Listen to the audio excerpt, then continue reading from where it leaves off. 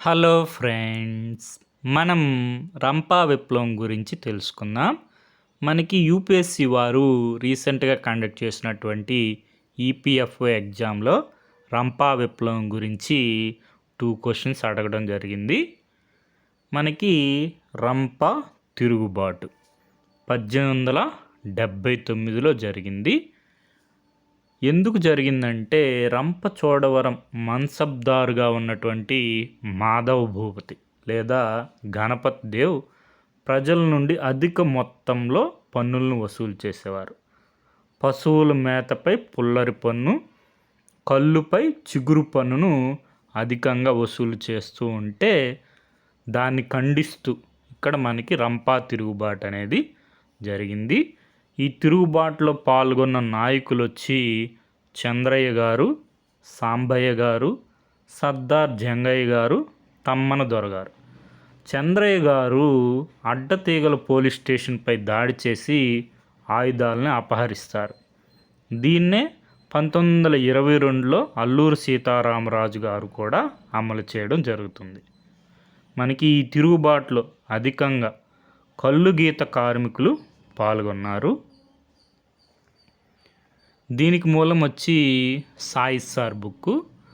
అదేవిధంగా మనం జోగినాయుడు సార్ బుక్లో చూసుకుంటే రంపా విప్లవం మనకి గోదావరి జిల్లాలోని ఏజెన్సీ ప్రాంతాల్లో జరుగుతుంది. రంపా విప్లవం 1879 నుంచి 1880 వరకు.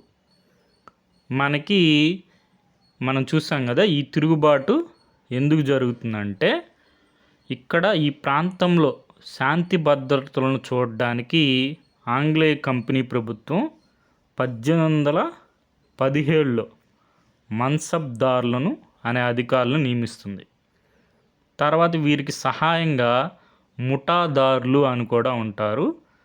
వీరు ఆ ప్రాంతంలో నివసించే కొండదొరలు అన్నమాట. మన్సబ్దారులు ముఠాదారుల సహాయంతో భూమి శిస్తును వసూలు చేసేవారు. తర్వాత రంపా గ్రామంపై బ్రిటిష్ ప్రభుత్వం నియమించిన మన్సబ్దార్ ఎవరంటే రామభూపతి దేవ్ గారు.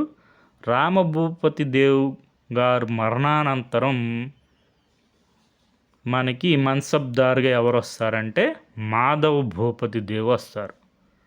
ఈ మాధవ్ భూపతి నిరంకుశంగా వ్యవహరిస్తూ ఇచ్చటి గిరిజనులపై పుల్లరి అనే పన్నునే కాక కల్లుపై చిగురు పన్ను విధించి ఎక్కువగా అధికంగా విధించి వసూలు చేయడానికి చూస్తారన్నమాట. దానికి వ్యతిరేకంగా ఇక్కడ గిరిజనులు చేసినటువంటి తిరుగుబాటే మనకి రంపా తిరుగుబాటు. మనం చెప్పుకున్నాం కదా, చంద్రయ్య గారు అడ్డతీగల పోలీస్ స్టేషన్పై దాడి చేసి తగలబెడతారు. దీని ప్రేరణతో మనకి ఆంధ్రాలో వచ్చిన మరో తిరుగుబాటే రేకపల్లి తిరుగుబాటు. ఇక్కడ మనకి ముఖ్యమైన అంశం ఏంటంటే సల్లివన్ పర్యటన జరుగుతుంది.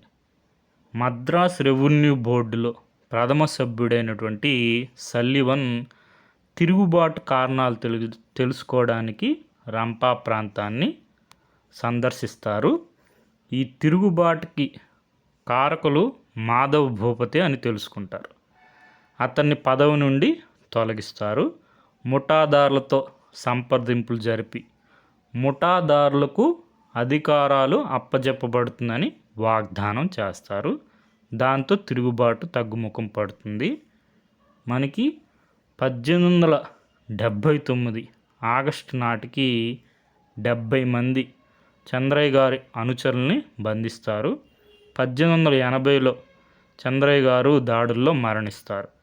1880 నవంబర్ నాటికి రంపా ప్రాంతంలో తిరుగుబాటు పూర్తిగా అంతరించిపోతుంది.